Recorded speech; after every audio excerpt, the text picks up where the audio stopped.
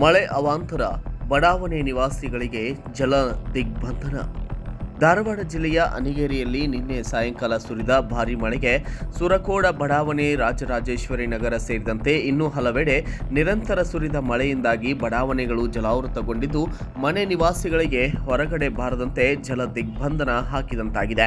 ಇನ್ನು ವಿಷಯ ತಿಳಿಯುತ್ತಿದ್ದಂತೆ ಬೆಳ್ಳಂಬೆಳಗ್ಗೆ ತಾಲೂಕು ಆಡಳಿತ, ಪುರಸಭೆ ಜೊತೆ ಸೇರಿ ಸ್ಥಳೀಯ NDAF ಅಗ್ನಿಶಾಮಕ ತಂಡದೊಂದಿಗೆ ನೀರಲ್ಲಿ ಸಿಲುಕಿದ ನಿವಾಸಿಗಳ ಮನೆಗಳಿಗೆ ತೆರಳಿ ಹೊರಗಡೆ ಬರುವಂತಹ ನಿವಾಸಿಗಳನ್ನು ಬೋಟ್ ಮೂಲಕ ಕರೆತರಲಾಗಿದ್ದು, ಸ್ಥಳಕ್ಕೆ ಶಾಸಕ NH ಕೋನರೆಡ್ಡಿ ಅವರು ಭೇಟಿ ನೀಡಿ ನಿವಾಸಿಗಳ ಯೋಗಕ್ಷೇಮ ವಿಚಾರಿಸಿ ಇನ್ನು ಮುಂದೆ ಇಂತಹ ಅವಘಡಗಳ ಆಗದಂತೆ ಅಧಿಕಾರಿಗಳಿಗೆ ಖಡಕ್ ಸೂಚನೆಯನ್ನು ನೀಡಿದ್ದಾರೆ.